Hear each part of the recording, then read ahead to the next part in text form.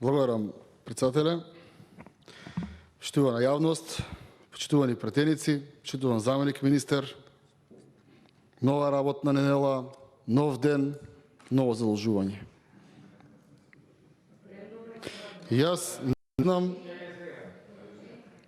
колеги, може би ви е смешно, мене воопшто не ми е смешно, ама особено вам не треба да ви биде смешно, затоа што сите ваши заложби и залагања и во 2014, и 15, и 16 направивте 1000 конференции на тема задолжување на државата. И сега, како и во другите сектори, така и во овој сектор, секој ден, секоја недела имаме некое ново задолжување од страна на владата. Јас не знам како не е повеќе дегутантно да точка по точка, проект по проект го правиме со кредит. Мијатата недела имавме задолжување за реформи во основно образование. Кредит. Имавме проект за енергетска ефикасност во јавниот сектор. Кредит. Денес имаме брз превоз во град Скопје. Кредит. Во среда имаме реформи во земјоделието. Кредит. Јас не знам како со леснотија доаѓате, молчите, кредитиве одат, долгот се зголемува, а при тоа во ниту едно законско решение, во ниту еден акционен план немаме предвидено како и на кој начин ќе ги враќаме овие кредити. Немаме. Пред да земеме кредит, не сме разговарале кој ќе го ваќа тој кредит, кој е стопанство.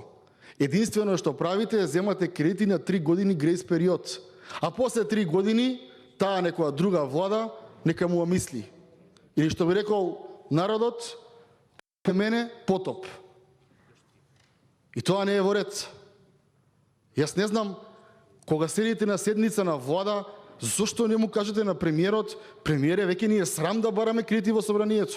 Баш кај што вие се задолжувате без собрание, министрите треба да доаѓаат во собрание да бараат кредит и да бидат подложни на критики, а при тоа тој од удобниот кабинетски премиер, единственото што го добива се зголемени средства на буџетот на државата со кој што реално и премиерот располага. И ова на вистина нема смисла. Повеќе го прашувам прашањето повеќе суштински, а на крај излегува дека е реторички. Каде се секоја година повеќе по 4 милиарди евра од даноци кои што овој народ ги плаќа? Дајте излезете и кажете каде се 16-17 милиарди евра од кога сте на власт сте потрошиле, еден објект немате изградено, 1 милиметар автопат немате изградено, една хидроцентрала немате изградено. Каде одат париве што плаќаме даноци, ако секоја реформа во оваа држава се прави со кредит? И второ, дајте еднаш точка да ставиме на дневен ред, акционен план како ќе ги враќаме овие кредити. Па таму да видиме колку има странски инвестиции, колку плаќаат даноци, кога ќе почнат да плаќаат даноци. Или и тоа не го ставаме на дневен ред, затоа што за разлика од Албанија, Косово, Бугарија, Грција, Србија, кои што имаат повеќе или помалку странски инвестиции, оваа држава е единствената во регионот која што има одлив на странски инвестиции. И нормално дека таа точка не сакате да ставите на дневен ред кој ќе ги враќа овие кредити. И ова навистина нема смисла. Но граѓаните гледаат и се свесни дека за жал тие и нивните деца и внуци овие ваши кредити секојдневно кои што ги земате ќе треба да ги враќаат. Во врска со конкретниот еден од 100 кредити, задолжување на Република Македонија со заем за Веровска банка за брз автобуски превоз. Прашувам прво, зошто оној кој што го ветуваше овој брз автобуски превоз, градоначалникот на Скопје, не симна дел од ароганцијата и суетата и не дојде во собранието да ни каже зошто бара кредит да му земе владата за реализација на неговиот проект. Не знам, не е убаво објаснето во законот која е улогата на министерот за транспорт и врски. Само пишува дека во соработка. И на крај пуштете финансии да дојдат, овдека во собранието тоа да го бранат, затоа што финансии е само министерството кое што одобрува овој кредит да се земе. А внатре што нема ништо напишано, освен штури работи, дека во соработка градот и транспорт ќе правиме тоа и тоа, дајте 70 милиони евра, а вие дека гласајте. Тоа пишува во една реченица во овој предлог закон и на крај оние кои што ќе имаат оперативата на терен, 90% градоначалникот на град Скопје и 10% транспорт и врски, тие ги нема овдека да дојдат да ни кажат зошто бараат вие секој патеник одделно да им изгласа 70 милиони евра кредит за потоа тој да сече лента. Додиме поред. Во воведот 1 оцена на состојбите во областа која што треба се уреди со закон, вели дека со проектот е предвидено да се направат коридори кои се резервирани само за автобусите, на пример автобуски ленти по средината или на работ на булеварите. Колеги, автобуски ленти по средината или на работ на булеварите. Тоа ви кажува дека не се знае и се нема проект дали автобуски ленти ќе бидат на средината на булеварот или ќе бидат на крајот на булеварите. Не се знае дали ќе има подземни или надземни премини. Не пишува колку ќе има такви, а уште помалку пишува колку тоа би чинело. Ова е чисто папиролошки да предлагачот, владата, ја трне вината од себе, некој друг му го чува страјот и му гласа за овој кредит, како што беше со Мак Петрол и Гама, да ние изгласаме и потоа, бидејќи нема колективна одговорност во оваа држава согласно закон, тој да прави нешто за кое што вие треба, колеги од мнозинството, да му гласате, а при тоа навистина ништо не пишува конкретно. Понатаму, на 3 декември 2019 година за прв пат му текнало на Заев и на владата дека треба да има брз автобуски превоз во Скопје. Значи не му текнало на градоначалникот на Скопје кој што тоа го ветуваше, му текнало на премиерот и на владата.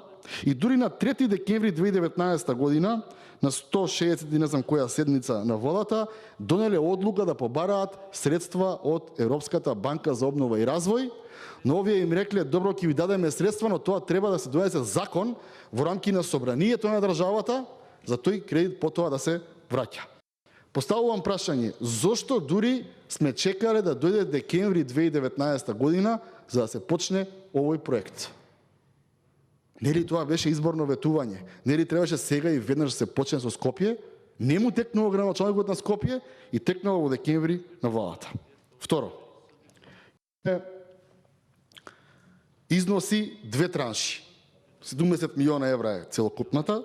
Првиот транша е 47 милиона и 600, а втората е 22 милиона и 400 илјади евра, односно првата е поголема исток-запад, втората е помала север-југ.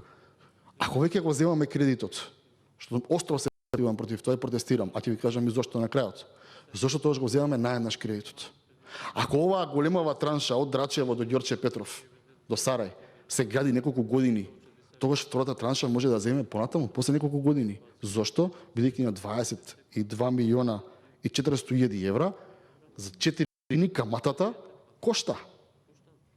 Ако земеме помал кредит, ќе платиме помалку камата. Ние не може да раскопаме цело Скопје, така има и по акционен план. Прво оди исток-запад, а потоа оди север-југ. Ама парите ќе ги земеме сега да се осигураме. А потоа како ќе биде, на никого во оваа држава тоа не му е гајле. Во глава 1 вели предуслов за склучување на горе наведените договори со Европската банка за обнова и развој и усвојување на законот за задолжување од страна на собранието на Македонија и негово објавување во службен весник. Предуслов е за било што да почне да земе собранието кредит.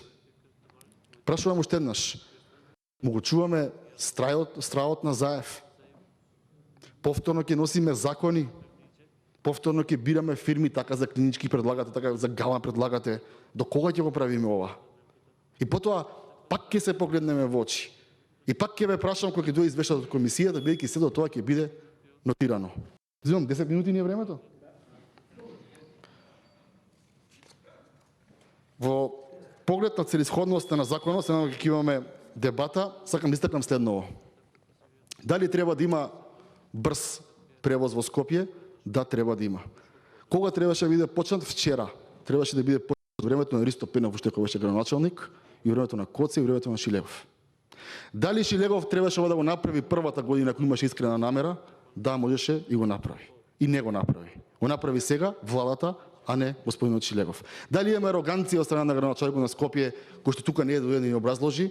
Да, имаме ароганција. Дали собранието е во подредена состојба? Да, е во подредена. Дали имаме нарушен дигнитет во собранието? Да, имаме. И на крајот на денот да ви кажеме на работа. Сите пратеници овдека доаѓаме од различни градови.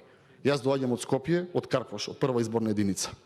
Граѓаните кои што доаѓаат во Тетово, од Тетово, имаат исто така многу лош, дури и полош од Скопје, сообраќајен превоз. Оние од Гостивар, особено во летните месеци, не можат во Соковата во трета да стават.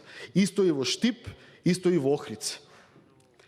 Ако секој од нас земаме по 1000 евра плата како пратеници, нас не ни е проблем на никој од нас да отидеме и да земеме 10.000 евра и сами да си го плаќаме. Зошто на градот Скопје, кој што има 80 милиони евра годишен приход, му е проблем да си земе сам 70 милиони евра кредит и граѓаните на Скопје сами да се изборат и сами да се изградат соодветен брз превоз. Не можеме ние од Кумановци, кои што исто проблем со превозот, од Охриѓани, Гостиварци, Велешани, Штипјани, Тетовци, да плаќаме сите само Скопје да има. За тие градови што ќе правиме?